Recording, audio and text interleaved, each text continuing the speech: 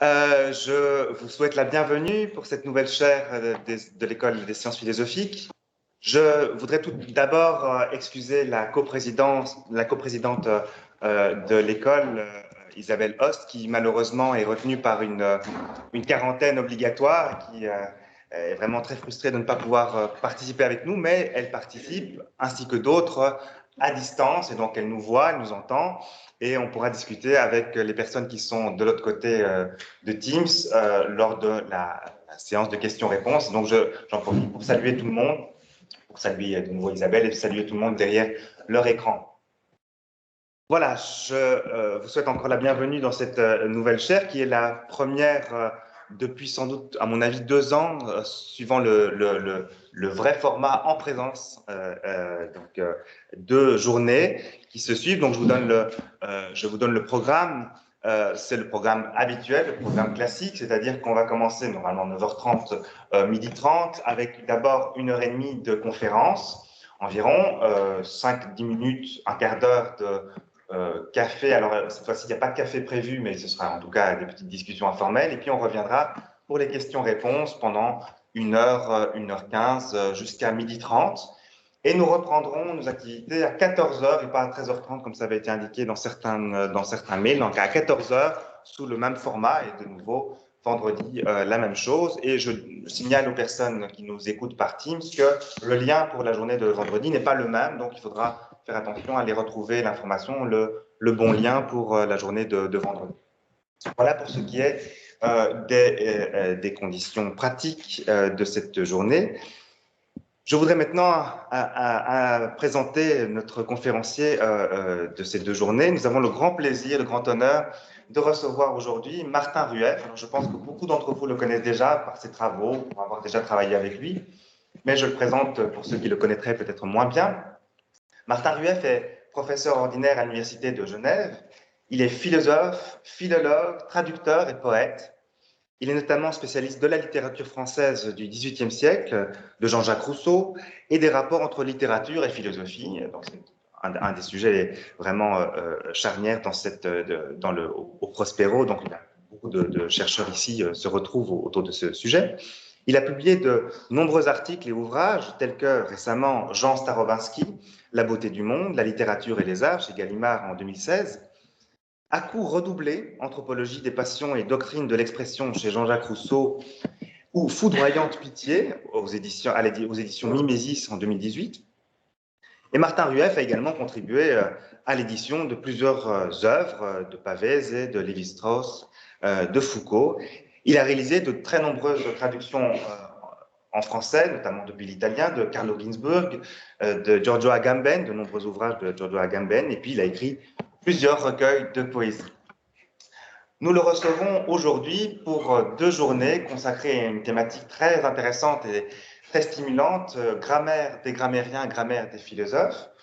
Et donc, je vous laisse, Martin Rueff, le soin de nous présenter cette thématique qui, je pense, va nous passionner pendant ces 2 journées. Encore un tout grand merci de nous avoir rejoints et je vous laisse la parole. Bien, chers amis, c'est évidemment moi qui vous remercie. Il faut juste que j'ouvre le bon document. C'est toujours là le problème. Pardonnez-moi une seconde.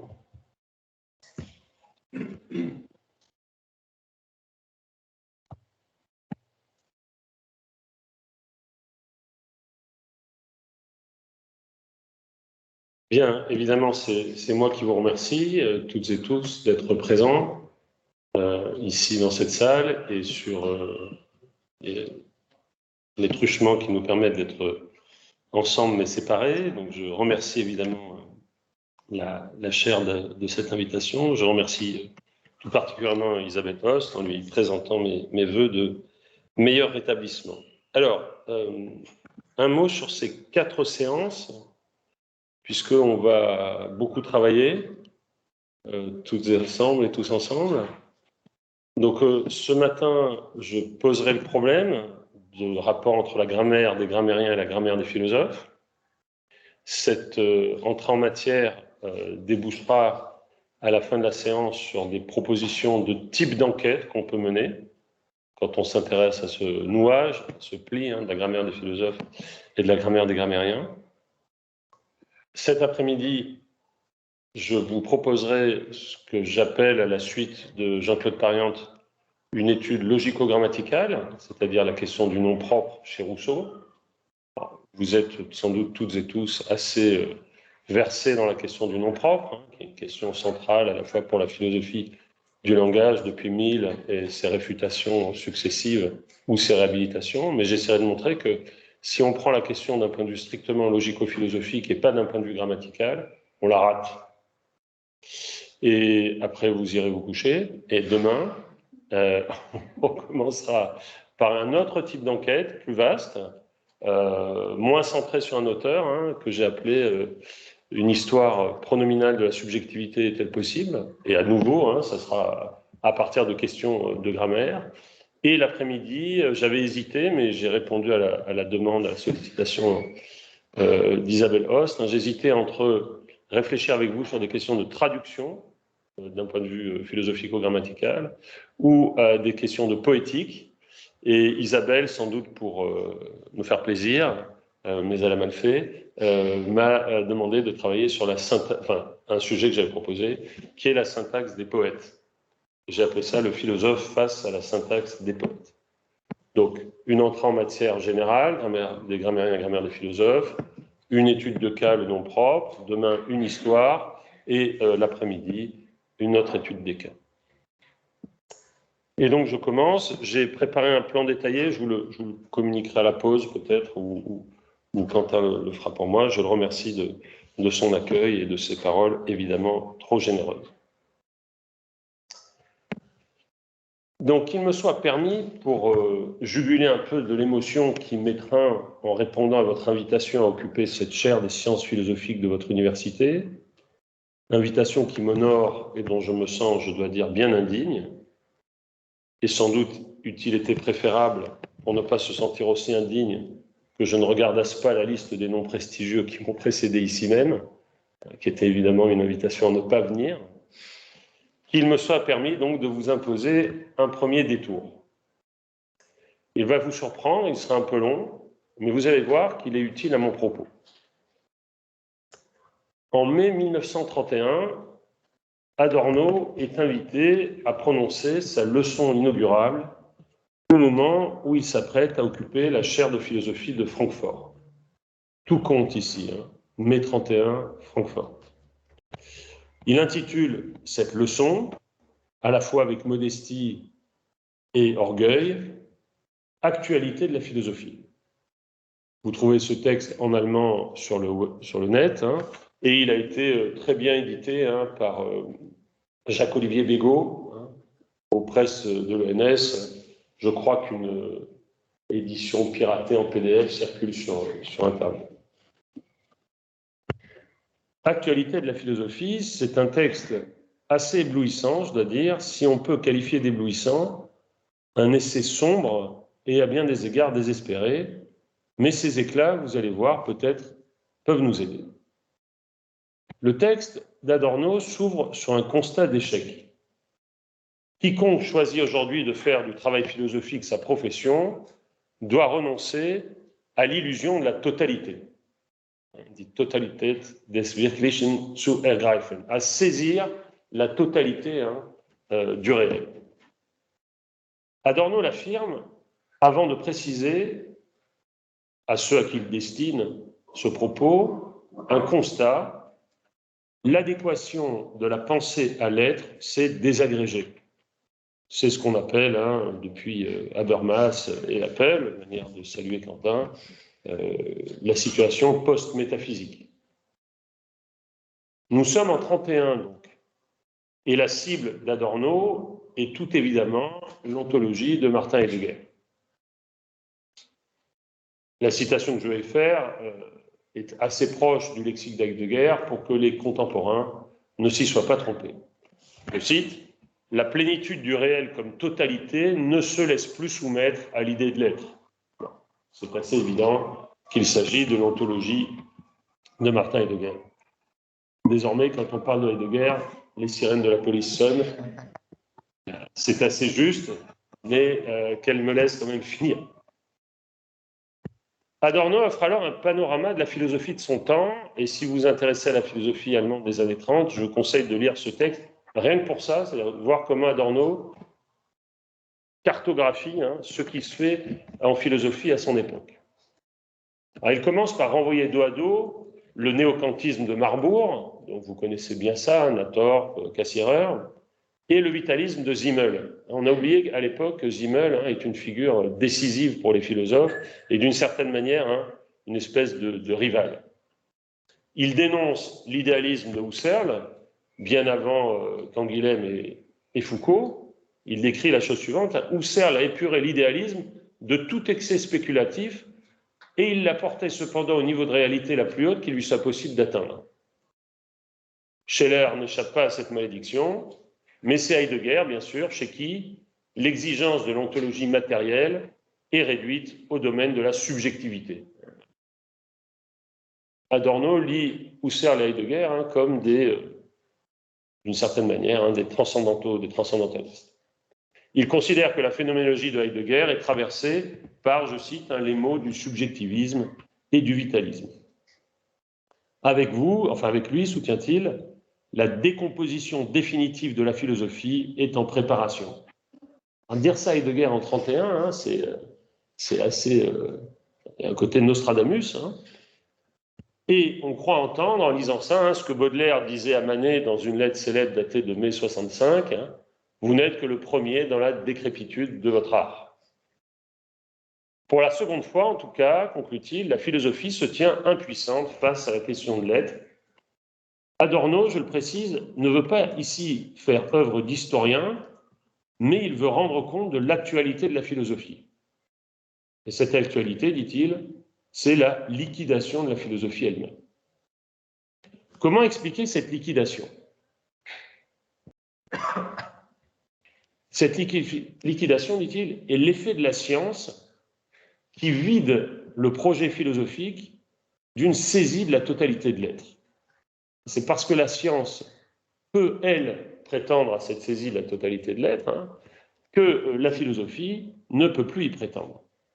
Et ceux qui, comme les Viennois ou ceux qu'il appelle les logisticiens, et il nomme Russell, entreprendre de restreindre leur philosophie à un commentaire de la science, je le commente, ceux qui restreignent exclusivement à l'expérience toute connaissance authentique qui mènerait plus loin, eh bien, ils condamnent la philosophie à un office de douanier, c'est-à-dire celui qui contrôle l'entrée et la sortie des concepts des sciences. Ici, il faudrait rapprocher ce texte d'Adorno d'un texte qu'il a sans doute lu, puisque c'est un texte de 17, de Benjamin, puisque Benjamin est un peu la hantise, comme vous le savez, de Adorno. Or, dit-il, cette réduction de la philosophie au rôle de douanier de la science est impossible, car il est clair, selon Adorno, qu'il reste des problèmes que la science ne pourra jamais affronter parce que ces problèmes servent à définir sa position. Alors, il en donne deux. Je vous laisse juger si ces problèmes sont de nature à inquiéter les prétentions totalitaires de la science. Premier problème, dit-il, le donné. Le donné n'est pas un problème que la science peut traiter. Et il commente tout simplement parce que le donné est toujours donné historiquement. Et donc, la science qui voudrait l'abstraire en faisant un donné anhistorique se trompe. Et puis, dit-il, étrangement, en sollicitant une branche qui est plutôt celle de la phénoménologie, la conscience d'autrui. Il faut donc en finir avec la terreur que la science exerce sur la philosophie, car, dit-il, formule qui semble un peu susceptible de donner un sujet de dissertation à vos étudiants, à vos étudiantes, l'idée de la science, c'est la recherche, l'idée de la philosophie, c'est l'interprétation. Et voilà Adorno se lancer dans un plaidoyer pour l'interprétation. La philosophie, je le cite, doit nécessairement, en prétendant à la vérité, procéder continuellement de manière interprétative, sans jamais posséder de clé certaine pour l'interprétation. Donc, la première partie de la formule pourrait vous inviter évidemment à rapprocher Adorno, hein, du tournant herméneutique de la phénoménologie tel qu'il est entamé dès Einsight, hein, dès traitant, au paragraphe 7, hein, quand Heidegger dit hein, la voie de l'ontologie, c'est la phénoménologie, et le terrain de la phénoménologie, hein, c'est l'herméneutique du Dasein. Vous pourrez dire, tiens, c'est bizarre, hein, Adorno qui congédie Heidegger se rapproche de lui, pardon, hein, quant à la thèse de l'interprétation. Mais la fin de la citation va vous rassurer, pour ainsi dire. Voilà, je vois que j'ai nommé Heidegger et que les sirènes se sont tues, donc je continue. Il ne lui est rien donné de plus au philosophe que des indications fugitives, évanescentes, dans les figures énigmatiques de l'étang et dans leurs étranges enchevêtrements. Entendez, l'interprétation à la Adorno n'est pas soumise à l'ambition de la totalité, car cette totalité est à jamais inaccessible. On est donc loin de la thèse de l'herméneutique du Dasein au paragraphe 7. Car non seulement l'herméneutique n'est pas vouée à introduire à la manière d'un protractique l'ontologie, mais cette herméneutique est par vocation lacunaire. Vous devez vous demander où je veux en venir. J'espère un peu. L'interprétation philosophique reçoit donc son questionnement de la science, et si elle le fait, dit Adorno, elle devra les articuler, alors je vous invite à noter cette formule qui est, me semble-t-il, formidable, hein, en agencements expérimentaux variables. Voilà ce que fait la philosophie pour Adorno.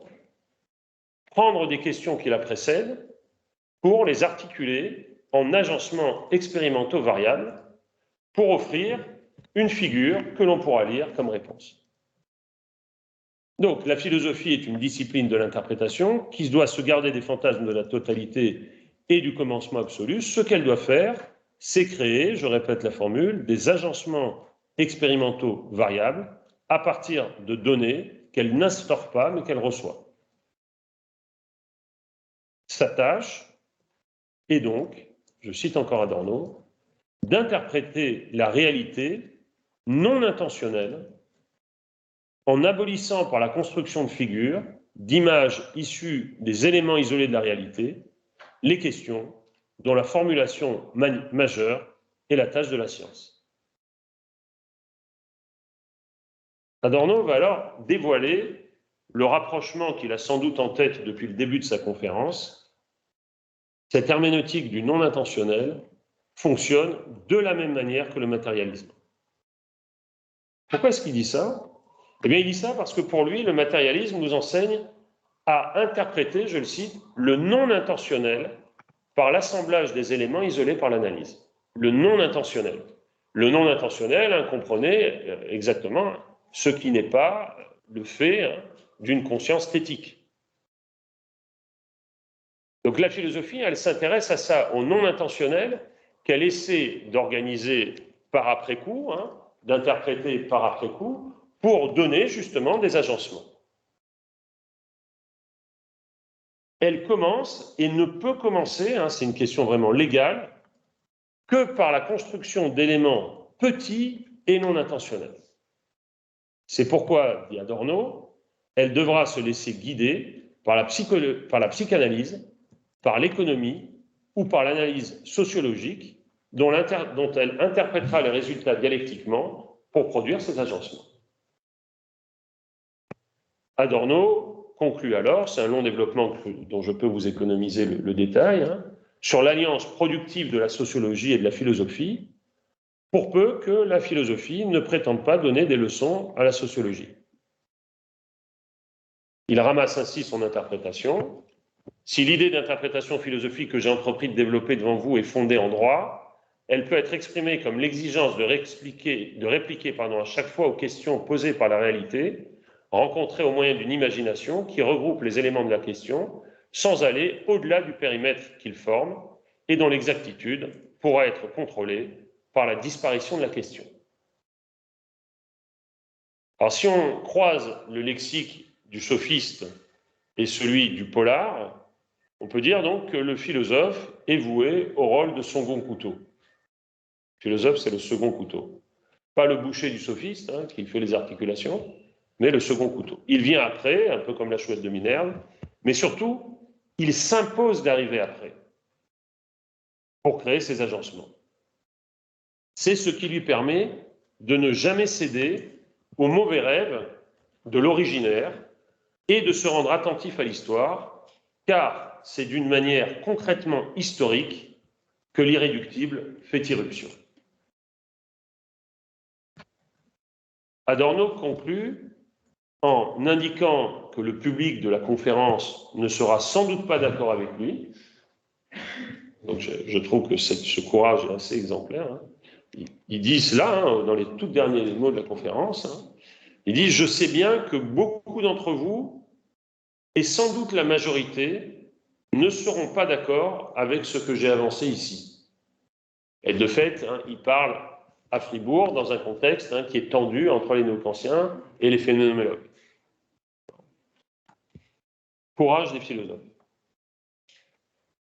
Il revendique alors l'essayisme comme le type d'enquête qui correspond le mieux à cette interprétation parcellaire du réel imposé. Le texte d'Adorno, hein, s'achève par une apologie de l'essayisme. Pas le traité, d'accord ? Pas l'enquête, pas la dissertation, pas la phénoménologie de l'esprit, mais l'essayisme, parce que l'essayisme, c'est donc un second savoir écrit d'une seconde manière, et non pas d'une manière qui vise la totalité, d'accord ? Et surtout, hein, qui donne sur la réalité fragmentée une lumière fragmentée. Et donc, si vous êtes coutumière et coutumier de la philosophie d'Adorno, hein, vous savez que, de fait, hein, son esthétique est une esthétique fragmentaire, hein, qui vient après celle de Hegel pour la diffracter, sa philosophie de la musique de la même manière, son Hegel, c'est 3 études sur Hegel, son Kierkegaard, c'est des études sur Kierkegaard, etc., etc. Est-ce que Rueff s'est trompé de conférence? Non. Ce texte nous oblige, me semble-t-il, il est grave, et il impose une humilité de principe. C'est un texte qui pourrait aussi servir de terme de comparaison, me semble-t-il, mais je laisse cette question ouverte et peut-être voudrez-vous vous-même la ressaisir pendant la discussion, de terme de comparaison à l'épistémologie des sciences à la française, puisque Canguilhem, comme Foucault, pourrait tout à fait se reconnaître dans cette exigence d'une philosophie comme discipline de l'après-coup, dans cette exigence de construction partielle d'expériences de pensée, c'est exactement comme ça que Canguilhem procède, et dans cette revendication du local contre le total. La tâche, je le redis, se résume en ces termes. Il s'agit, pour le philosophe, aujourd'hui, d'interpréter le non intentionnel par l'assemblage d'éléments isolés par l'analyse. Or, voici ce que j'aimerais soutenir pendant ces 4 séances et ce que je voudrais faire retentir devant vous comme une espèce de fronton, c'est que, mieux que la sociologie, peut-être la comparaison n'est pas nécessaire, hein, en tout cas, c'est que la grammaire peut servir de ce réel non intentionnel, déjà donné, susceptible d'offrir à la philosophie ses matériaux pour créer des configurations expérimentales aussi modestes qu'inventives, mais qui se distinguent, comme l'exige Adorno, par leur résistance à tout rêve de transparence à soi de l'origine.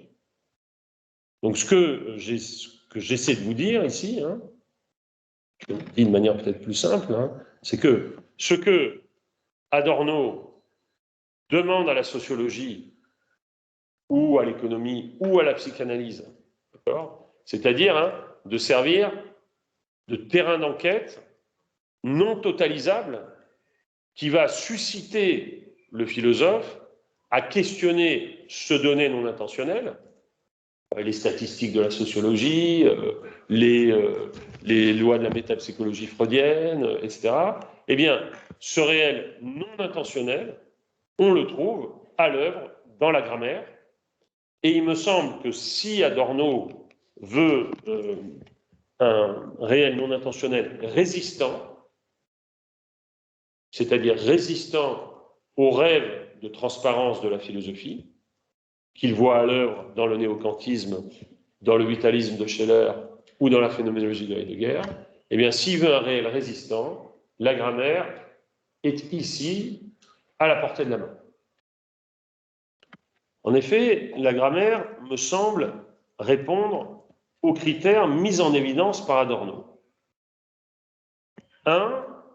Elle offre bien, la grammaire d'une langue, une série de données non intentionnelles.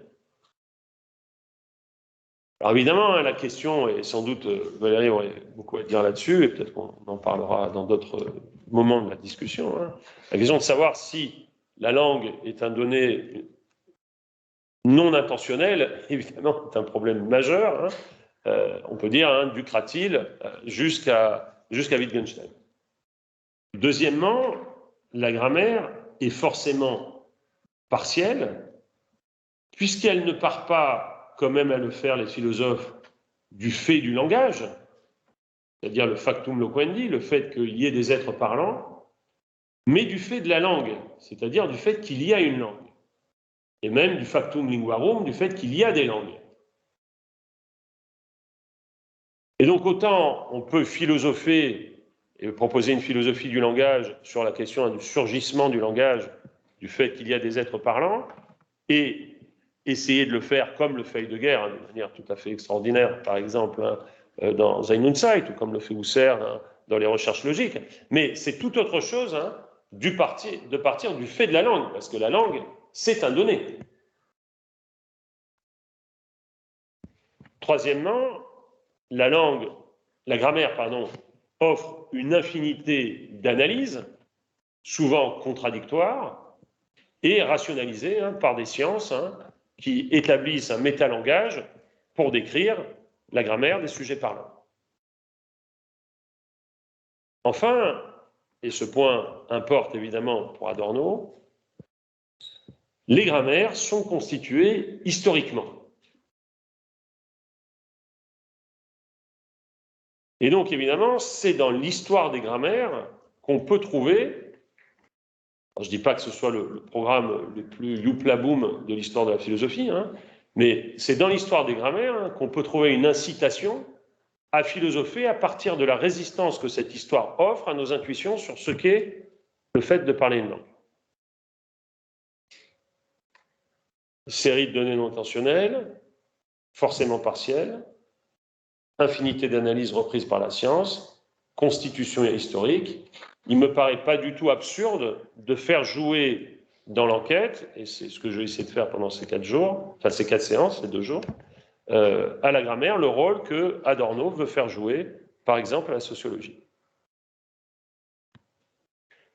Le rapprochement d'ailleurs entre grammaire et histoire, le dernier point de ma remarque, n'est pas du tout aussi inattendu que vous pourriez l'imaginer.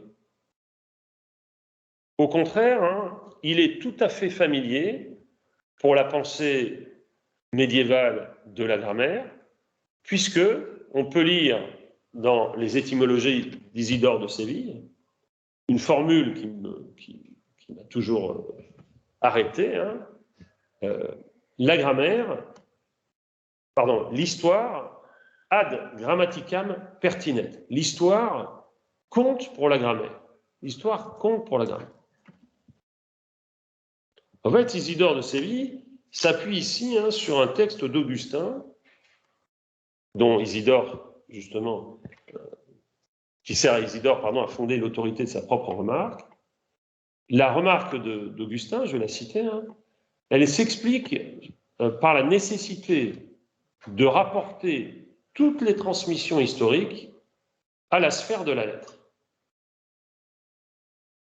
Pour Augustin, il n'y a d'histoire que parce qu'il y a de la grammaire. Je ne sais pas si nos amis historiens seraient contents d'entendre ça. Mais Augustin le dit, quand il décrit dans le De Ordine, deuxième partie, chapitre 12, paragraphe 37, il dit « Le nom même de grammaire signifie qu'elle revendique l'enseignement des lettres. C'est pourquoi en latin, on l'a souvent nommée littérature, puisque gramma, c'est la lettre. Gramma est traduit par lettera, et il dit, c'est pour ça qu'on a confondu parfois grammatica la science des lettres, avec littératura, la science de la littérature des lettres.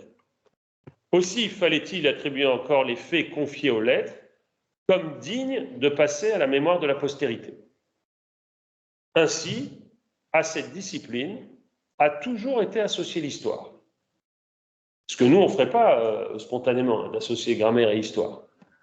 L'histoire n'était pour elle qu'un nom de plus, mais quelle infinie variété de choses embrassait ce nom. Plus fertile en soucis que rempli d'agréments et de vérité, l'histoire donne plus de peine aux grammairiens qu'aux historiens. Il faudrait beaucoup de temps pour commenter cette formule, mais elle est tout à fait impressionnante.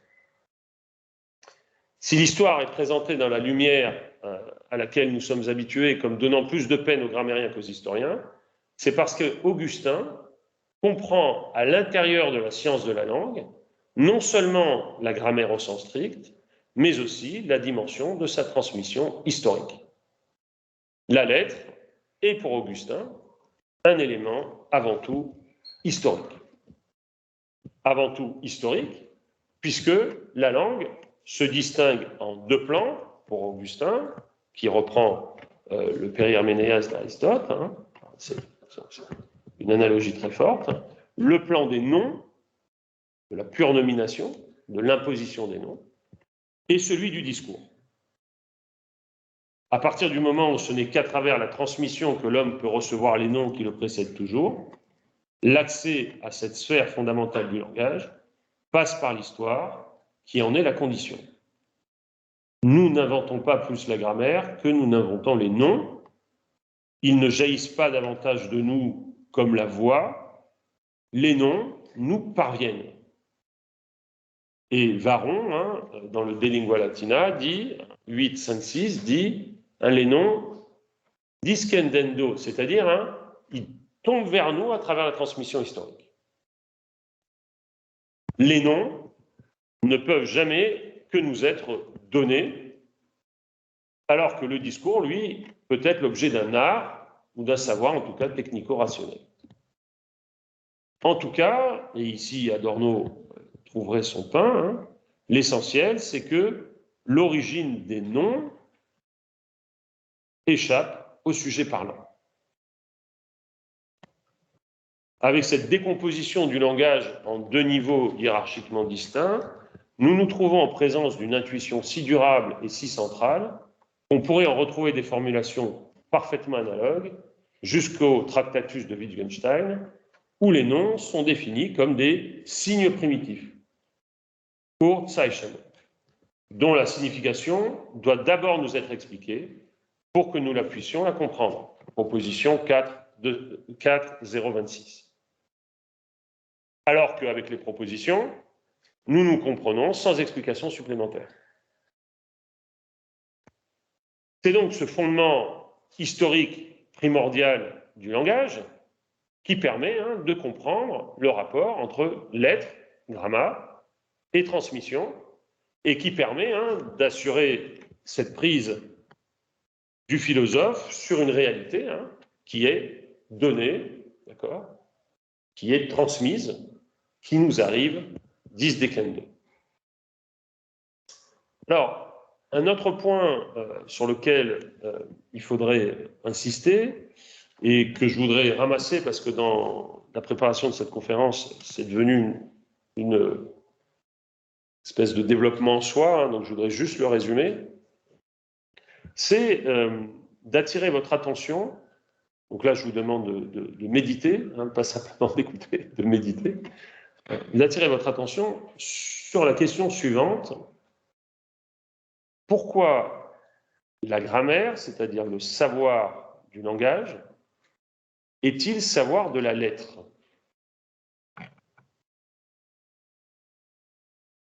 Rassurez-vous, je ne vais pas vous faire le coup de Lacan. Ce n'est pas du tout ça que je vais faire. C'est attirer votre attention sur le fait que quand, chez Platon dans le Cratyle ou chez Aristote dans le Périherménéas, on commence à parler de grammatiquer, c'est-à-dire de rapports méta-réflexifs aux données de la langue, on en fait une réflexion sur la langue en tant que, dans la voix, sont inscrites, hein, ça c'est le périherménéas, des lettres. Pourquoi? Eh bien, pour répondre à cette question, donc je synthétise, hein, pour répondre à cette question, il faut que vous conveniez que si la grammaire est science de la langue, comme science des lettres, c'est parce qu'elle n'est pas science des voyelles. Qu'est-ce que je veux dire par là? Quand Aristote réfléchit sur le propre du langage humain, je cite ici encore Apple, le propre du langage humain. Qu'est-ce qui fait le propre du langage humain? Vous savez qu'Aristote traite cette question dans 3 lieux. Je me suis promis d'aller vite, mais je suis quand même obligé de dire ça. Dans 3 lieux, le périherménéas, le De Anima et l'ensemble des traités sur les animaux. Donc, ce qui obsède Aristote, c'est de comprendre pourquoi il y a une spécificité du langage humain qui lui fait dire, dans politique, s'il y a des cités, c'est parce qu'il y a du langage. Qu'est-ce qui fait que le langage humain se distingue du langage animal? Eh bien, précisément, c'est la grammaire. C'est la lettre. C'est-à-dire la capacité d'articuler par les consonnes le flux vocal. Parce que si notre langue n'était faite que du flux vocal, eh bien, elle ne se distinguerait pas de la langue des animaux. Et notamment des animaux dont le langage, enfin, la sémiotique passionne Aristote, hein, c'est-à-dire les oiseaux, et notamment le rossignol. C'est parce que le flux vocal est interrompu par des grammas qui sont des consonnes que le langage se découpe en séquences, que ces séquences s'articulent, phonée anarthros, et que de ce flux vocal articulé par des lettres, disons, ce que maintenant on appellerait un langage articulé, le langage peut signifier. Ce qui fait que le langage humain signifie, c'est qu'il est découpé par les consonnes. Sans consonne, pas de distinction entre un bruit et un phonème. Sans distinction du son et du phonème, pas de mots. Sans mots, pas de proposition. Sans proposition, pas de logos. Et donc, il n'y a absolument rien d'abusif à considérer que c'est parce que nous avons l'articulation par les consonnes et les lettres qui découpent la chaîne vocale que le langage humain est spécifique. Et donc, la grammaire est bien la science du logos humain en tant que découpé. Alors, ce développement, donc je le saute, parce que Mais ce que moi j'aimerais faire pendant ces 4 séances, c'est moins revenir à cette question centrale du rapport entre phonée et gramma du périherménéas à Agamben, qui est une question en soi passionnante, etc., qu'essayer de m'accrocher à cette détermination de la grammaire comme science des articulations, comme lieu de résistance pour un savoir de la langue entrepris par la philosophie. C'est clair? Ok. Alors, je peux passer à la deuxième partie de mon propos. Le rapport entre grammaire des philosophes et grammaire des grammairiens. Mais j'étais obligé, j'espère que c'est clair, de passer par cette introduction adornienne pour indiquer ce qui me semble être l'horizon de mon travail.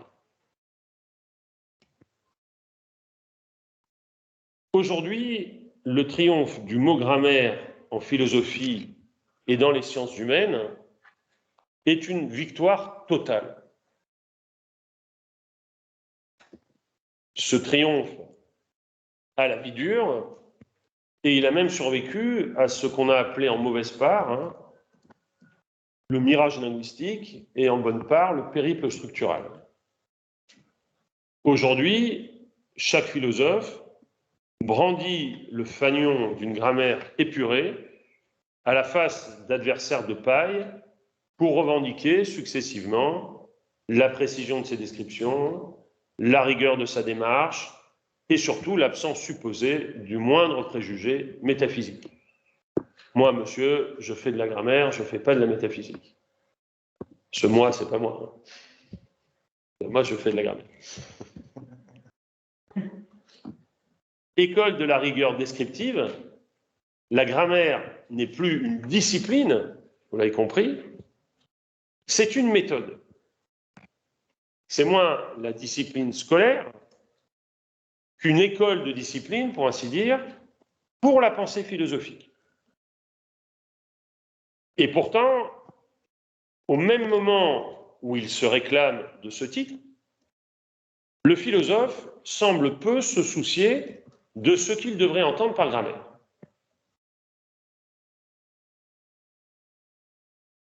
Il dédaigne la grammaire comme étude des possibilités singulières d'une langue donnée, et la grammaire qu'il arbore ne saurait être confondue avec la grammaire des écoliers, indépendamment de l'âge de ces derniers, je m'inclus dans ce groupe, et surtout indépendamment de la tradition vénérable de la première.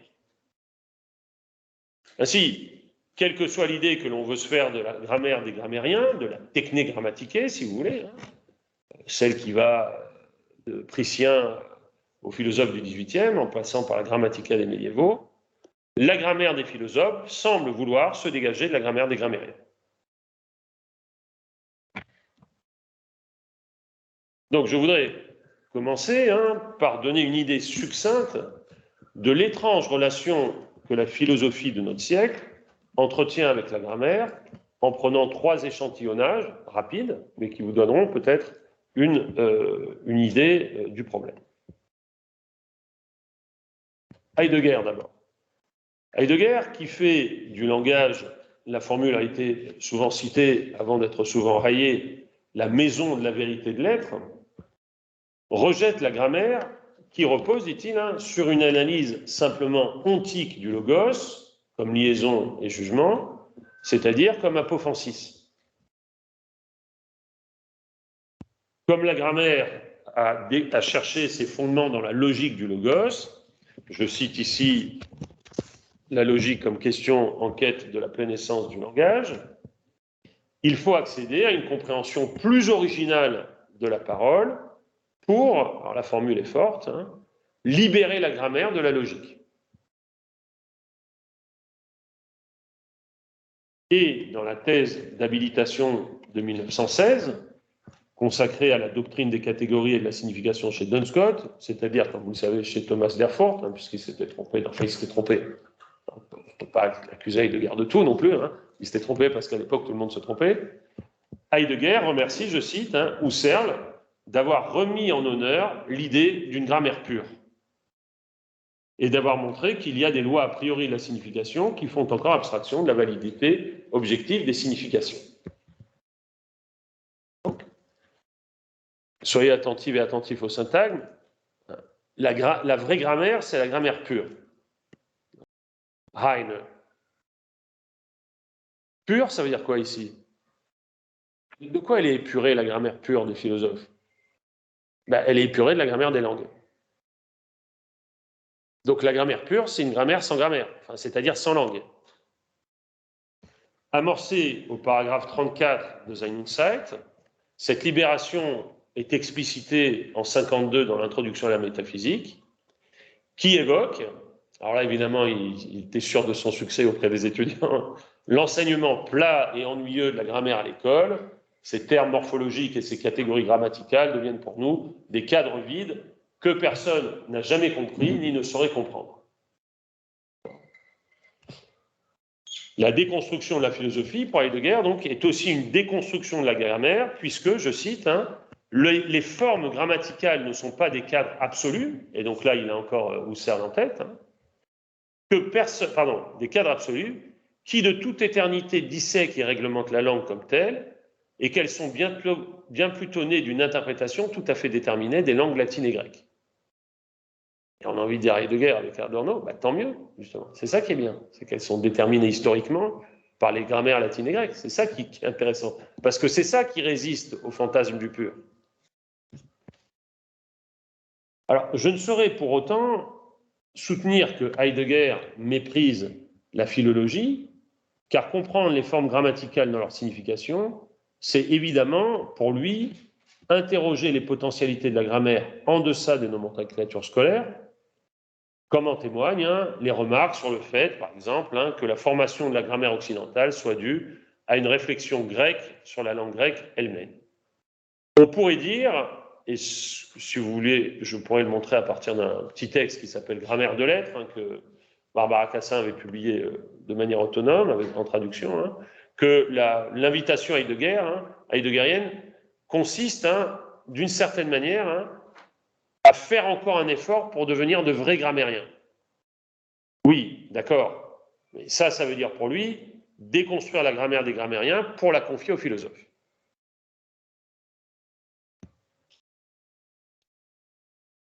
Mais je suis davantage frappé par le fait que chez Husserl, comme chez Wittgenstein, le rejet de la grammaire des grammairiens s'accompagne de la revendication du mot grammaire.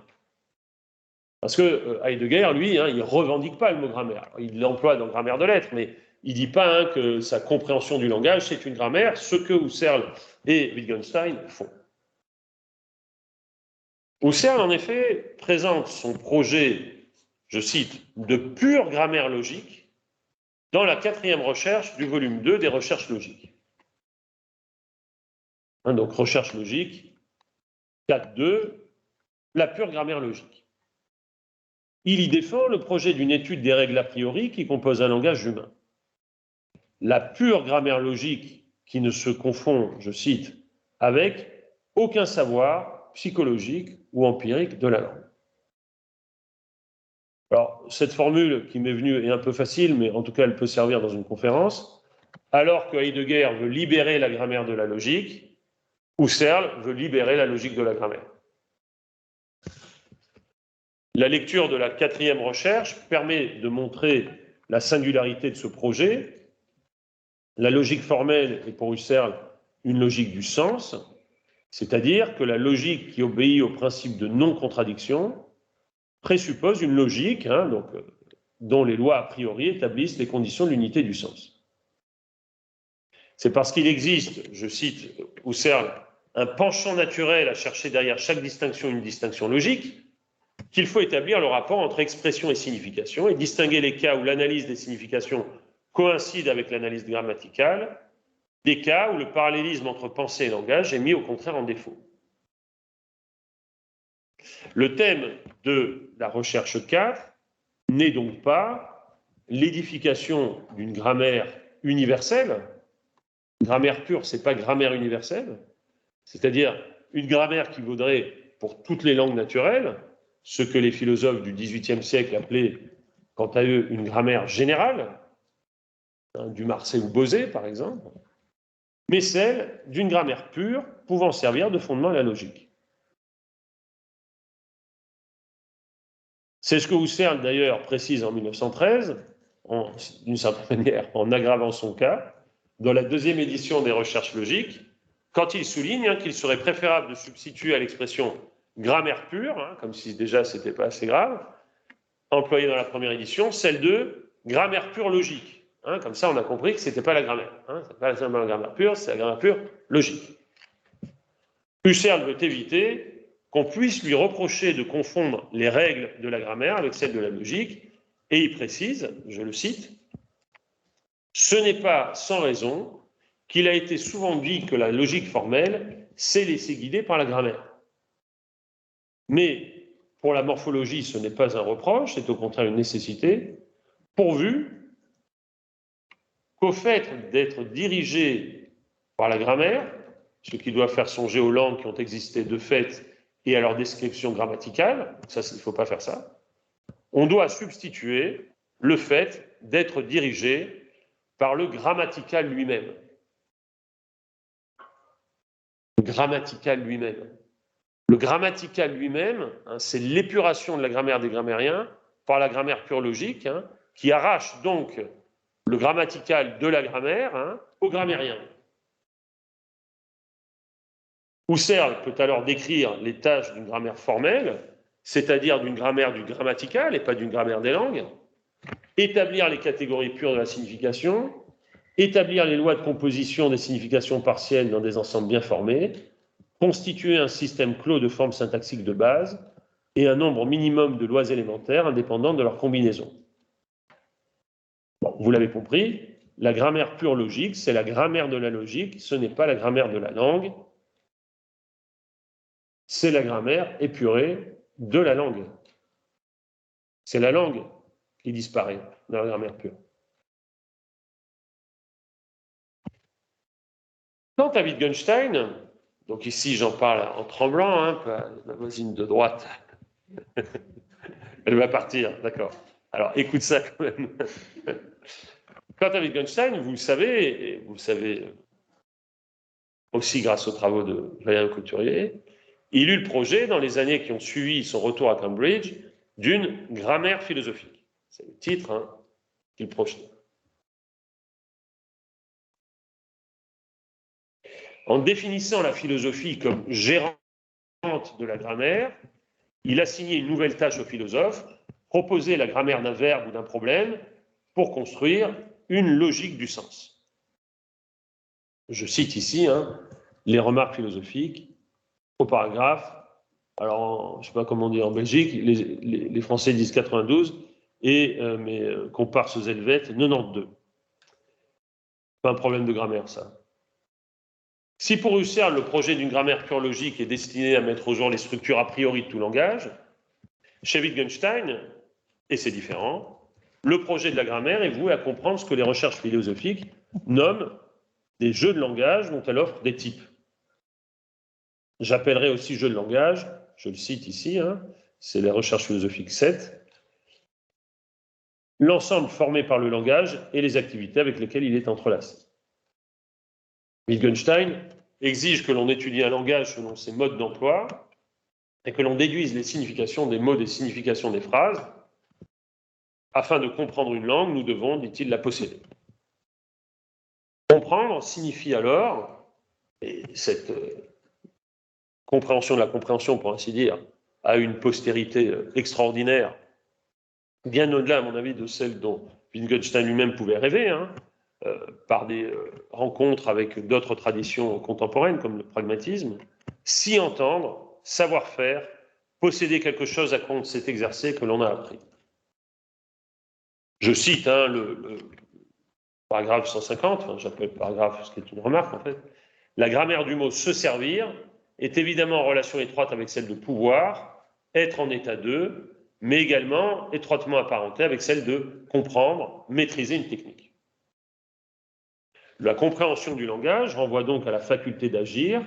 C'est pourquoi la tentative visant à expliciter des règles linguistiques nous conduit par une nécessité intrinsèque vers la base de pratiques quotidiennes. Il ne peut être question pour Wittgenstein de découvrir une langue universelle garantissant l'exactitude, ni de construire à sa place des langages formels, comme ceux dont on avait pu rêver, par exemple, à l'époque de Leibniz. Il s'agit plutôt de trouver un ordre dans sa langue qui se compose de règles grammaticales. C'est, remarque 19, c'est ce que les hommes disent qui est vrai et faux, et c'est dans le langage que les hommes s'accordent. Cet accord, je vous prie de m'excuser, n'est pas un consensus d'opinion, mais une forme de vie. À proprement parler, donc, la grammaire des jeux de langage comporte les règles selon lesquelles les enfants apprennent la culture existante. Comme le précisent les remarques philosophiques, se représenter un langage veut dire se représenter une forme de vie. On a beaucoup insisté sur ce qui pouvait séparer Husserl et Wittgenstein. Mais on n'a pas assez commenté, me semble-t-il, malgré les travaux de Soldati, par exemple, cette évidence. Dans un cas comme dans l'autre, il s'agit de placer la philosophie sous l'autorité de la grammaire, mais cela ne peut se faire qu'à condition d'arracher la grammaire à l'autorité des grammairiens. Introit Zanetus. Qu'il s'agisse avec le projet husserlien d'une grammaire pure logique, et donc d'un raccourci vers la logique, ou avec Wittgenstein d'une grammaire des jeux de langage, et donc d'un raccourci vers la pratique. Alors, le terme raccourci avec Wittgenstein est un peu exagéré, je trouve, hein, parce que c'est pas tant un raccourci qu'un détour, on pourrait dire, ou une plongée. Ces projets de grammaire rejettent la grammaire des langues à la faveur d'une grammaire philosophique. Chez Wittgenstein, notamment, si le philosophe a bien affaire à des difficultés conceptuelles, elles se présentent le plus souvent à lui comme des différences entre des façons de parler, entre des constructions de langage. Et pourtant, selon Wittgenstein, ces différences ne sont pas traitées par les grammairiens qui devraient s'en occuper. En somme, tout se passe comme si le philosophe, pour dévoiler ce qu'il doit ou peut nous dire de l'expérience, devait se faire grammairien, mais en nous prévenant que la grammaire est une affaire beaucoup trop sérieuse pour être laissée aux grammairiens. Les distinctions, les divisions que le philosophe va proposer ne sont pas celles qui intéressent le grammairien réciproquement. Pardon, parfois je tape dans le micro. Mais pourquoi faudrait-il en déduire nécessairement que les distinctions que propose le grammairien soient sans pertinence pour le philosophe? Donc vous pouvez dire, ce que fait Wittgenstein, c'est formidable, parce qu'il propose un autre type d'intelligence du langage que lui appelle grammaire, en reprenant un mot qui existe, et pour dire tout simplement que ce qui l'intéresse, c'est des usages réglés. Mais pourquoi est-ce que ce projet doit se faire, à l'insu, ou dans le dos, ou au-dessus de l'étage de l'immeuble grammaire des langues? Comme on demande à la sémantique philosophique, je pense ici aux travaux formidables de Tugendhat, les bases d'une philosophie de l'action, et par extension d'une nouvelle philosophie de l'esprit, qui serait aussi une théorie du lien social, je pense ici à Descombes, l'enjeu du rapport entre grammaire des grammairiens et grammaire des philosophes n'est peut-être pas si mince. Il est singulier que ces philosophes grammairiens ne soient pas disposés aujourd'hui à interroger les liens systématiques et historiques entre les projets de grammaire générale et ceux de grammaire philosophique des années 30. Or, je le dis, sans surplomb, mais avec conviction, cette ignorance est coupable. Car ce projet est bien nécessaire si l'on veut comprendre ce que Husserl et Wittgenstein pouvaient bien entendre par le mot grammaire dans les années 20. Car au moment même où se dessinaient ces projets de grammaire pure parmi les philosophes, naissaient de somptueux projets de grammaire générale dont la science linguistique, celle qui vient de Saussure, ne saurait cacher les arbres. Pour nous limiter au domaine français, le monument invraisemblable de Damoret et Pichon, qui couvre une période de 30 ans, 1911-1940. Évidemment, ils ont fini vichistes, alors on les aime moins, et on a raison, mais leur grammaire est formidable, et surtout l'essentiel de l'œuvre de Gustave Guillaume, qui s'échelonne entre les deux guerres. Mais de la même manière, comment ignorer la naissance et le développement du cercle de Moscou, dont vous connaissez le génial initiateur, Roman Jakobson, et le cercle de Prague, né en 26. Tous ces mouvements sont contemporains de Husserl et Wittgenstein. Donc on ne peut pas faire comme si à l'époque, les grammairiens n'avaient pas de vue sur la grammaire générale. C'est bien le contraire. Et le cercle linguistique de Copenhague, fondé en 1931 par deux personnages qui seront un peu les héros de ces journées, Viggo Brundtland et Louis Hemsleff. La philosophie de la grammaire de Jespersen est publiée à Londres en 1924 et la théorie du langage de Bühler à Vienne en 1934. Ce ne sont là bien sûr que quelques exemples, mais ils permettent de soutenir que sous l'impulsion de Saussure, mais pas seulement, pas forcément, la grammaire a cherché à se donner dans la première moitié du siècle passé bien sûr, de solides fondements, c'est-à-dire des fondements qu'elle pourrait partager avec la philosophie. En d'autres termes, et pour employer un understatement, le projet des grammaires philosophiques fut aussi le fait des grammairiens eux-mêmes, souvent enclins d'ailleurs à reconnaître, ça et là, la dette contractée avec la philosophie, et notamment avec la phénoménologie de Husserl.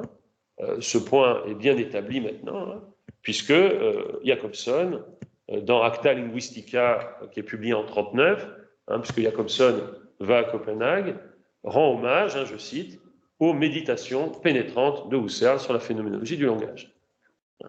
Donc, ne vous laissez pas avoir par les phénoménologues. L'opposition phénoménologie-structuralisme, c'est un coup des phénoménologues. D'accord ? Les structuralistes, eux, avaient bien compris ce que la phénoménologie, en tout cas husserlienne, pouvait faire. On pourrait essayer de s'interroger, par exemple, sur les implications philosophiques de ces grandes grammaires, qui prennent la suite des grammaires philosophiques des Lumières, puisque les Lumières ont correspondu, et j'en ferai bien sûr le cas avec, je m'y attacherai avec des travaux, enfin, les enquêtes qui suivent sur Rousseau, à ce que Auroux avait pu nommer à un moment le mouvement de grammatisation des langues qui s'opère entre le XVIIe et le XVIIIe siècle.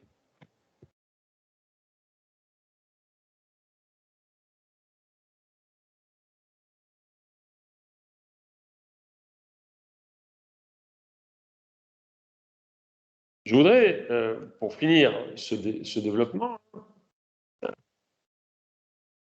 revenir, avant de proposer les 3 projets auxquels on peut s'accorder, je crois que tu dois partir faire cours.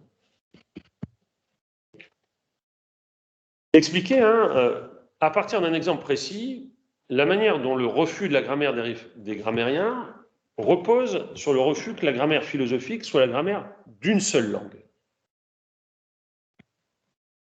J'en prends pour exemple le projet exprimé par Vincent Descombes dans l'Incipit de sa grammaire des objets en tout genre.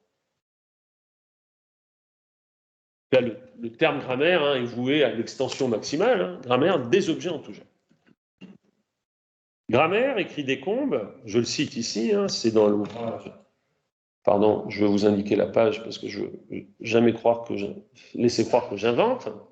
C'est page 7.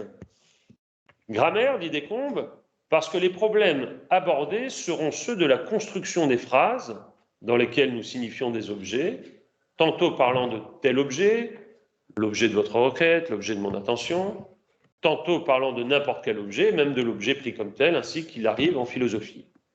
Grammaire de l'objet, parce qu'il s'agira de l'objet pris comme tel, et non pas de la façon dont une langue, des langues, ou les langues connues construisent le complément d'objet.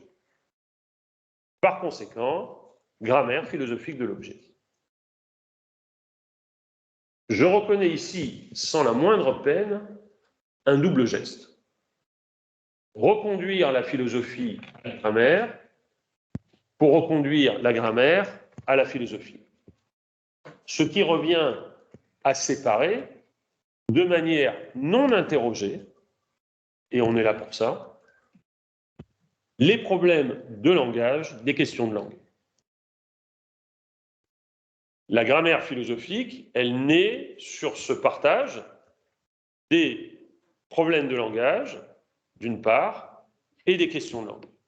Elle s'intéresse, elle, aux problèmes du langage, tandis qu'elle laisse les questions de langue aux grammairiens. D'ailleurs, Descombes y revient un peu plus loin. Au moment de définir le projet d'une grammaire philosophique, ce n'est certainement pas la grammaire d'une langue, à moins, dit-il, qu'il y ait une langue naturelle de la pensée. Ce n'est pas la grammaire d'une langue. Or, le projet d'une grammaire philosophique semble exclure une telle thèse, qui est prêtée à Rivarol. La grammaire, je cite encore Descombes, d'une langue effectivement parlée ou écrite, ne comportera jamais comme telle une grammaire logique, parce qu'elle comportera 1000 nuances et différences qui peuvent être importantes à toutes sortes de points de vue, mais qui ne sont pas philosophiquement pertinentes. Je crois que quand j'ai lu cette phrase pour la première fois, je suis devenu rouge pivoine. Ce qui n'est pas spéculatif, je l'avoue. Mais ce texte dit quelque chose quand même. Ainsi, la grammaire d'une langue naturelle, vous l'avez compris, est plus riche qu'une grammaire logique, et comme elle est plus riche, elle est moins philosophique. Comment comprendre cet éloge de la pauvreté, sinon comme un mauvais rêve de pureté? La grammaire philosophique n'est pas non plus la linguistique générale, ni le projet d'une grammaire générale raisonnée, eut-elle des ambitions d'universalité. Il s'agit donc de distinguer, avec Wittgenstein, auquel Descombes rend hommage dans les recherches philosophiques, entre grammaire profonde et grammaire superficielle. Donc là, vous pouvez faire un tableau, grammaire philosophique égale grammaire pure égale grammaire logique égale grammaire du langage, grammaire des grammairiens égale grammaire impure, grammaire des langues, de la diversité, historique, et donc grammaire des singularités. C'est-à-dire grammaire profonde contre grammaire superficielle. La grammaire profonde est la vraie, elle est l'ensemble des règles d'un emploi signifiant d'un mot, des règles que nous suivons en fait. La grammaire superficielle est celle, me semble-t-il, que les philosophes inventent pour réfléchir sur le sens du mot.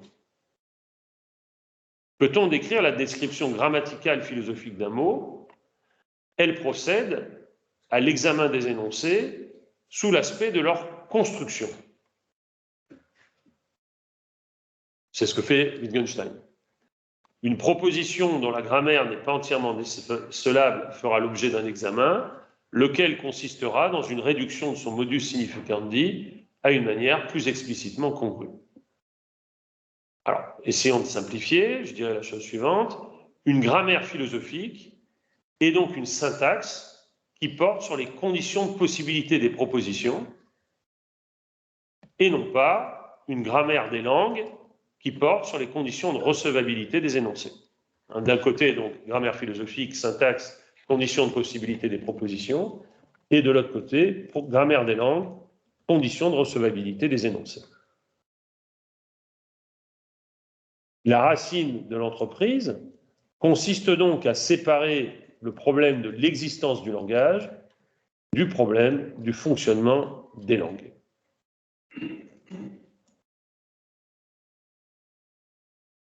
Essayons de creuser un instant, au maximum, l'écart.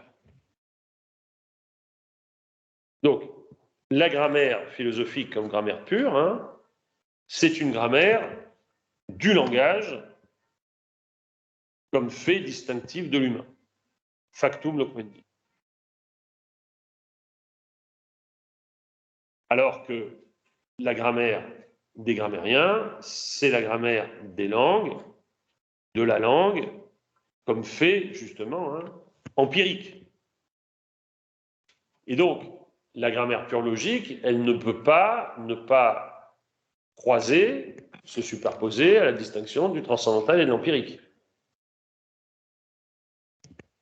Alors que la grammaire et la linguistique, après elle, ne problématiseraient pas la question de l'existence du langage, mais seulement la question des propriétés d'objets dont l'existence est reçue comme un donné, c'est bien ça qui m'intéresse, moi, la philosophie s'interroge sur le fait même du langage. Qu'est-ce qui intéresse le philosophe, alors? C'est ce qu'il faut bien appeler le miracle du langage. L'homme est l'être parlant, il est même le seul animal qui parle. Entendez, parce que je veux tout de suite bloquer la pulsion contemporaine de faire des animaux, de la fourmi à la baleine, des êtres parlants. Quand on dit que l'être humain est le seul animal qui parle, on veut dire que c'est le seul animal qui sait qu'il parle et qui dit qu'il sait qu'il parle. D'accord ? J'attends encore des grammaires écrites par des baleines. Enfin, comme le mot baleine a plusieurs significations, on peut en trouver. La question des philosophes est donc de type leibnizien et s'énonce ainsi: pourquoi y a-t-il du langage plutôt que rien? Pourquoi y a-t-il du langage plutôt que pas de langage du tout? Ou, comme le demande de manière plus tremblante à Agamben, que signifie une assertion telle que le langage est. C'est une question proprement métaphysique, et c'est à cette question que le philosophe du langage entend répondre. Je sais bien que la philosophie répond de manière diverse. Et on pourrait même dire, sans doute, que la philosophie est moins une vision du monde qu'une vision du langage, ou encore que le philosophe se heurte justement à ce qui se constituait jusqu'à la laïcisation, enfin la légitimation du monde moderne, le contenu de la révélation, logos enarché, la parole est dans le principe. C'est pourquoi, par exemple, chez Heidegger, l'exposition philosophique pure, c'est l'exposition de l'idée du langage. La grammaire, elle, ne s'intéresse pas au fait de la langue appelée langage, mais au fait que les êtres parlants, nous parlons non pas le langage, mais des langues. Des langues. La question n'est pas pour elle de savoir comment le langage s'oppose au non-langage, mais comment une langue se distingue. C'est-à-dire comment elle se distingue des autres langues. Le grammairien est un babélien heureux qui se réjouit du factum linguarum. Là, vous vous souvenez de la formule de Mallarmé, un pur parce que plusieurs, il faudrait dire au contraire, la langue pure parce que plusieurs. Le fait qu'il y ait des langues, qu'elles soient diverses, tout en constituant une classe reconnaissable, les langues. Et cette multiplicité est attestée par le fait même de la traduction. Enfin, et c'est le troisième fait que se donne le grammairien, qu'il se donne, les langues sont descriptibles en termes de propriétés. C'est ce que fait la grammaire des langues, c'est qu'elle étudie des propriétés. Transitif, intransitif, actif, passif. Alors, ce que je voudrais faire, puisqu'il me reste que quelques minutes avant de finir ce premier volet, mais je reviendrai sur plusieurs points, si Quentin m'y autorise, dans la discussion, c'est de vous convaincre à la fois de la fécondité de la grammaire des langues pour la pensée, je dis bien la fécondité de la grammaire des langues, et pas de la grammaire du langage, car je suis convaincu pour ma part, et je prétends vous convaincre pendant ces journées, que la grammaire, ses divisions, ses possibilités, comprennent une puissance d'interrogation stupéfiante, merveilleuse, et susceptible, vous allez voir, d'une attention et d'un tact qui ne doivent pas être moindres que ceux que requiert une description attentive de l'expérience. Ce que je crois, c'est que la grammaire philosophique se construit sur un refoulement plus ou moins assumé des potentialités pensives de la grammaire, mais il suffit que vous-même vous rendiez attentive et attentif à la joie et aussi à la mélancolie qu'a pu provoquer en vous l'apprentissage de la grammaire d'une langue étrangère pour bien mesurer ce que les grammaires nous offrent. Et il faut se rendre bien aveugle à ces potentialités pour ne pas percevoir, par exemple, que la différence actif-passif engage toute une philosophie de l'action. Que la différence entre aspect et temps, qui est une différence strictement grammaticale, engage toute une phénoménologie de l'existence. Que la grammaire des pronoms, par exemple, engage une politique et une économie politique. En un mot, et peut-être eussiez-vous préféré que je sois aussi direct que ça, que les catégories mêmes de la grammaire ont des retombées philosophiques. J'admets sans mal qu'à un tel niveau de généralité aimable, ma thèse ne peut pas ne pas être validée. Et donc il faut le montrer à propos d'exemples, bien sûr. Elle ne vaut et elle ne convainc que par l'étude de cas précis. Ici, une précision avant de distinguer les trois volets. Le mode d'écriture de ce type d'enquête ne peut pas être laissé comme le voulait Adorno. Hein, vous vous souvenez qu'au début, j'ai dit, hein, mais Julien, tu n'étais pas là, j'ai dit que dans l'essai sur l'actualité de la philosophie, hein, il dit à la fin hein, que le type d'enquête qui accepte qu'on parte d'un donné qu'on ne veuille pas totaliser, qu'on ne peut pas totaliser, hein, ouvre la voie à son essayisme. Je ne crois pas du tout que le type d'enquête que je vous propose puisse ouvrir la voie à un essayisme. C'est un tout autre type de travail qui est appelé ici, c'est ce que j'appelle, en reprenant un mot traditionnel, l'étude. Pas l'essai, l'étude. Parce que l'essayisme à la Adorno, qui se construit sur la base de savoirs préexistants, sociologie, psychanalyse, économie, hein, essaie de donner à ce qu'il appelle ces configurations hein, la forme la plus éclatée possible, alors que l'étude grammaticale, elle essaie de montrer au contraire, de manière raisonnée et historique, ce que le savoir grammatical d'une époque peut nous dire de certains concepts. Pour le dire de manière plus directe, c'est moins fun, évidemment, que l'essayisme. J'ajoute enfin hein, que cette fécondité hein, de l'étude de la grammaire pour la pensée hein, se double, j'essaierai de vous le montrer, hein, d'une fécondité de l'étude de la grammaire pour l'histoire des idées.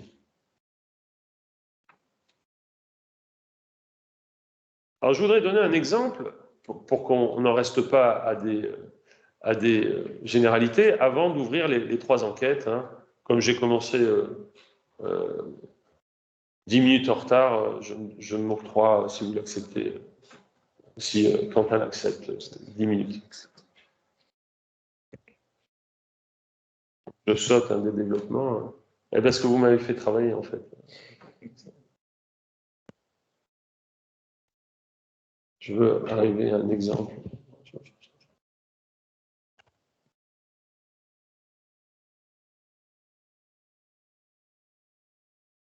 Je voudrais vous donner un exemple précis hein, d'un fait de langue, dont on peut tirer justement hein, des conséquences philosophiques lourdes. Mais on ne peut les tirer dans toute leur rigueur que si on accepte vraiment de se plonger dans la connaissance du fait de langue. Je prends un argument à Simone Weil, la philosophe, hein, qui soutient qu'un homme qui se noie consent, acquiesce d'une certaine manière, veut se noyer. Cet argument peut vous faire penser à un très beau roman de Jack London, Martin Eden. D'accord. Le français, la langue française, dit bien d'un homme qu'il se laisse couler. Comme on se laisse aller à la colère, à l'émotion, au sommeil, ou comme on se laisse surprendre, ce qui est déjà une formule extraordinaire. Qu'est-ce que ça peut vouloir dire en langue, se laisser surprendre? D'accord. Je prends un exemple helvétique. Hein. Federer s'est laissé surprendre hein, par le passing de Nadal. Bon, c'est plutôt il y a 10 ans, ça, mais bon. Se laisser surprendre. Donc, cette tournure pronominale, elle indique un état subjectif parfaitement étrange. D'accord? Parce que pour se laisser surprendre, il faut consentir au fait qu'on ne peut pas se consentir à ce qui arrive. Et pourtant, c'est bien ce que dit la langue. On dit même se laisser mourir. Ce sont des formules étranges, quoique courantes, bien sédimentées dans la langue. D'accord? Donc elles sont données, elles nous précèdent. Et pour en tirer quelque chose d'un point de vue philosophique, il ne faut pas se contenter de rapporter, comme je viens de le faire grossièrement, une expérience de langue à une intuition phénoménologique. Qu'est-ce que ça dit hein? Il faut se demander ce que la grammaire en dit. C'est-à-dire s'interroger hein, sur la longue histoire du rapport entre pronominal et passif. Si l'on s'en tient par exemple à la grammaire de Ténière, hein, une grammaire tout à fait extraordinaire, Ces périphrases évoquent une action dans laquelle le premier actant est la même personne que le second, il se laisse surprendre. C'est pas pareil hein, de te surprendre, je t'ai fait une surprise, j'ai invité tous tes copains pour ton anniversaire, donc je t'ai bien eu, je t'ai surpris. Hein. C'est pas du tout pareil, ça c'est facile de comprendre pourquoi on peut surprendre quelqu'un. Mais c'est très difficile de comprendre comment on peut se laisser surprendre soi-même. Et ces formules, elles combinent simultanément, sur le même actant, un procès actif et un procès passif. C'est ça qui est difficile à comprendre. On a coréférence du sujet et on a à la fois un actif et un passif. La difficulté est que tout se passe comme si ces périphrases faisaient varier la valence du verbe sans faire varier son sujet. Je m'explique, et je le dis avec un peu de déférence à ce lieu. Supposons un Prospero méchant. Et imaginons le cas dramatique d'un noyé qui ne parvient pas à empêcher la noyade d'un compagnon ou d'une compagne. Ou pire, version Jéricho, imaginons qu'il la pousse hors du radeau qu'il est porté. Je dirais une phrase du style hein, X laisse Y se noyer, ou X fait tomber Y et le noie. On peut noyer quelqu'un aussi, hein. C'est un verbe qui peut être transitif en français. Ces cas sont très bien décrits par Ténière au chapitre 108 de ses éléments de syntaxe structurale qui s'intitule la diathèse causative. Je vais dire alors hein, que faire est un auxiliaire causatif et que X est l'instigateur du procès. Mais comment comprendre alors que X se laisse couler? D'accord? Que le causatif est pour objet et sujet un être coréférent, un coréférent. Faut-il comprendre qu'il est l'instigateur actif d'un procès dont il est aussi l'actant passif? Oui, d'une certaine manière, parce que si vous dites de la sentinelle, donc là on passe chez Hamlet, qu'elle se laisse surprendre par l'ennemi, elle est coupable de négligence. Elle est active dans sa passivité, puisque cette passivité peut lui incomber comme une faute. Or, je ne suis pas surpris que Descombes laisse de côté cette épineuse question quand il reconstruit rationnellement la diathèse réfléchie de la grammaire de l'action sur soi. Or, en fait, cette formule de la diathèse passive-active, avec sujet coréférent, dramatise un cas beaucoup plus simple d'un verbe pronominal, qui est le verbe s'endormir. Posons la question sous le concept. Quel rapport du sujet à sa volonté, et par là même, quelle thèse sur la conscience et ses limites faut-il défendre pour poser que le sujet qui se laisse couler se laisse aller ou non à la noyade? Mais on ne peut pas décrire bien cette question du point de vue de la grammaire générale. Il faut passer dans la grammaire des langues. J'espère que ce petit exemple est suffisant. Alors, 3 enquêtes que j'ai menées pour vous. Donc là, j'ai juste évoqué le plan, mais 3 enquêtes s'ouvrent alors à vous, à nous. Et pendant les 3 séances qui viennent, j'en emprunterai 2. D'abord, on peut étudier la philosophie des grammairiens. D'accord? C'est-à-dire ce que les grammairiens dégagent de philosophie à partir de leurs concepts grammaticaux.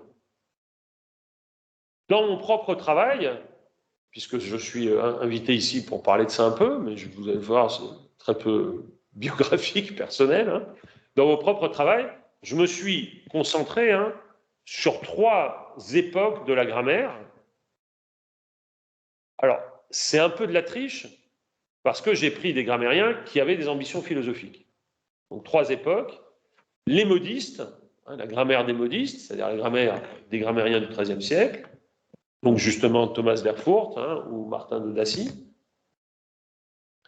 Les grammairiens philosophes, c'est-à-dire le XVIIIe siècle, et pour moi essentiellement la triade du Marsay, Bosé, De Brosse. Vous savez, le De Brosse du fétichisme, celui qui a inventé la notion de fétichisme. De Brosse a écrit un traité absolument extraordinaire que cite Jacobson, qui connaissait tout, qui s'appelle le traité de la formation mécanique des langues. Donc, j'essaie d'étudier ces grammairiens en voyant ce que ces grammairiens nous disent en traversant des questions qui sont des questions traditionnelles de la philosophie, mais eux qui abordent depuis le point de vue dont j'estime que Adorno m'a permis de le formaliser, à partir de données résistantes, d'accord, et non totalisables. Et puis, troisième époque, à laquelle je me suis consacré, les grammairiens de l'école danoise, c'est-à-dire Jespersen, Hjemslöv, Brondal, qui sont des auteurs de grammaire philosophique, mais aussi, par exemple, Brondal a écrit un livre absolument extraordinaire qui s'appelle « Grammaire des cas ». Qu'est-ce que c'est un cas? Voilà. Donc, j'ai consacré des études locales à ces grammaires. Évidemment, il y a une deuxième manière de procéder. Deuxième manière de procéder, c'est de s'interroger sur la grammaire des philosophes. Alors, pas leur grammaire pure, pas leur grammaire générale, mais les lieux de leur système où ils parlent de grammaire. D'accord? De la même manière qu'il y a des philosophes qui font de la science, qui font de la géographie, etc. Certains ont fait de la grammaire. Alors, je laisse de côté, bien que je m'en sois occupé, mais j'en ai rien fait, de la grammaire de l'hébreu de Spinoza. Donc, Spinoza a fait une grammaire de l'hébreu. Mais je pense, par exemple, aux remarques tout à fait formidables de Kant sur l'emploi du mot « je » au début de l'anthropologie du point de vue pragmatique, où, alors là, c'est tout à fait typique des cas qui m'intéressent. Vous vous souvenez peut-être qu'au début de l'anthropologie du point de vue pragmatique, le texte qui a passionné Foucault au point qu'il en propose une traduction, Kant dit, oui, alors, en fait, ce qui distingue l'animal de l'être humain, c'est la conscience transcendantale, c'est-à-dire le fait qu'il puisse mettre un jeu devant ses représentations. Paragraphe 16 de la critique de la raison pure. Et puis il dit, oui, mais il y a des langues où il n'y a pas jeu, et puis surtout, les enfants, ils ne peuvent pas dire jeu tout de suite, ils disent même il d'abord. Donc là, c'est tout à fait une remarque grammaticale. Et cette remarque grammaticale, il faut la prendre comme un point de résistance. C'est-à-dire, si ce que Kant dit au début de l'anthropologie du point de vue pragmatique est vrai, alors ce qu'il dit au paragraphe 16 de la critique de la raison pure, non pas est faux, mais doit être mis en tension entre un fait transcendantal et un fait empirique, qui est la grammaire des langues. Je me suis intéressé de près, j'en dirai un mot demain, au philosophe Henri Maldinet, que vous connaissez peut-être, qui est un phénoménologue de la seconde moitié du XXe siècle, qui lui a consacré 2 grands articles à des questions grammaticales. Par exemple, un très bel article sur la question du parfait en grec, dont il dit que, en fait, c'est le temps de l'idée platonicienne. Ça, c'est dans Regard, parole, espace, dans Être de la langue et demeure de la pensée. Et puis, Maldinet s'est aussi occupé, alors c'est une question qui est tellement importante que j'y consacre la 3e leçon, au problème des pronoms, la question pronominale, en opposant Benveniste et Hegel. Mais il parle d'un fait de la langue, la question du pronom. On peut étudier la philosophie des grammairiens, on peut étudier la grammaire des philosophes. Quand on étudie la grammaire des philosophes, et qu'on est passionné par ces questions, comme c'est mon cas, il y a un héros, donc toujours citer le nom, c'est Humboldt, puisque Humboldt est à la fois l'auteur d'une grammaire générale et de plusieurs grammaires des langues. D'accord ? Et comme par hasard, il se pose la question de la traduction, comme lieu, justement, de réflexion sur la pluralité des langues. Là, le travail est fait par Denis Toire, dans un livre important qui s'appelle « Et toute langue est étrangère », le projet de Humboldt, où il montre qu'il essaie de réconcilier grammaire générale et grammaire des langues. Donc on peut faire l'étude de la philosophie des grammairiens, on peut faire l'étude de la grammaire des philosophes, et on peut faire, c'est le 3e projet, une étude plus adornienne, je dirais, d'accord, qui part de faits de langue précis, d'accord, qu'on trouve ou dans la langue, comme ici, se laisser aller, par exemple, qu'est-ce qu'on peut dire de l'action quand on pense à ça, ou qui sont consignés dans des textes, hein, et c'est ça dont je me suis occupé, c'est-à-dire partir d'un fait de langue pour en exploiter les ressources philosophiques. D'accord? Donc je donne 3 exemples, hein, et puis ici j'en traiterai que 2, enfin ici demain, cet après-midi et demain j'en traiterai que 2. Hein.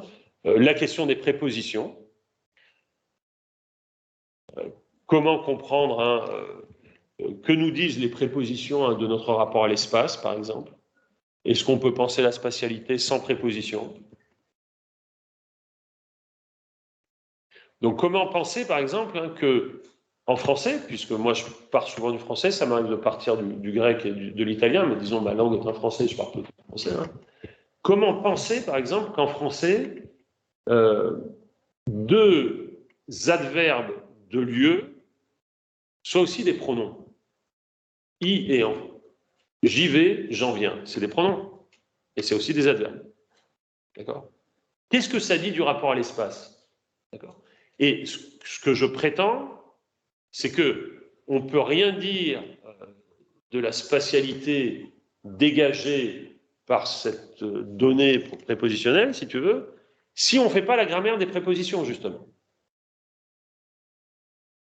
Et donc, ça ne veut pas dire faire le philosophe chic, aller citer une grammaire comme ça. Hein. Ça veut dire suivre la constitution de la préposition comme catégorie grammaticale.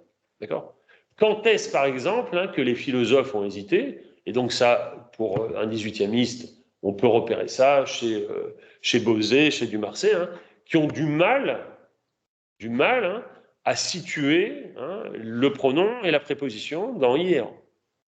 Deuxième cas, mais c'est tellement évident que vous y avez tout de suite pensé, la question du nom propre. Comment comprendre le rapport entre nom propre et nom commun? Est-ce que la réflexion des logiciens, tels qu'ils se présentent, c'est-à-dire de Mill à Kripke, en passant par Russell, est-ce qu'elle est suffisante ou est-ce qu'on n'a pas à gagner à étudier la grammaire du nom propre dans les langues? Et notamment, par exemple, vous savez toujours, on dit indésignation rigide. Oui, mais alors si on fait ça, par exemple, on fait disparaître tout un usage considérable du nom propre, c'est-à-dire les noms propres substantivés avec un pronom indéfini. C'est un vrai Tartuffe. C'est un faux Macron. C'est pas 2 propositions équivalentes, mais vous voyez ce que je veux dire. Donc, ces emplois-là, ils sont lexicalisés, d'accord? Et par exemple, le fait que quand vous changez de langue, vous ne pouvez pas déterminer les noms propres de la même manière. Par exemple, en italien, en français, on connaît très bien ça. Vous ne pouvez pas utiliser, par exemple, un déterminant impossessif et un nom propre en français. Vous pouvez le faire en italien. Donc, la préposition, le nom propre, et demain matin, on verra la question de l'histoire grammaticale du pronom personnel. Je dis bien grammaticale. L'histoire philosophique, vous la connaissez un peu, mais grammaticale. Voilà 3 types d'enquêtes qui sont toutes donc guidées par la même conviction qui est celle que j'énonçais à partir d'Adorno, c'est que la langue et la grammaire des langues proposent à la philosophie une résistance dont la grammaire pure veut se défaire, alors qu'elle est pour moi l'occasion même de philosopher. J'arrête là. Merci beaucoup.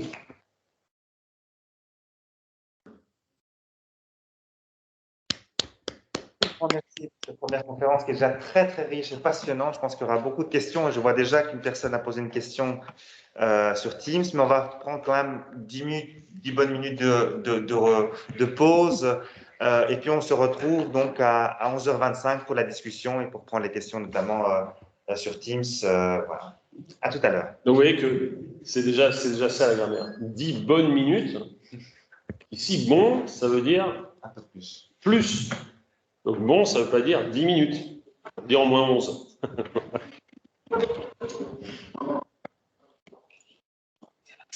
Super.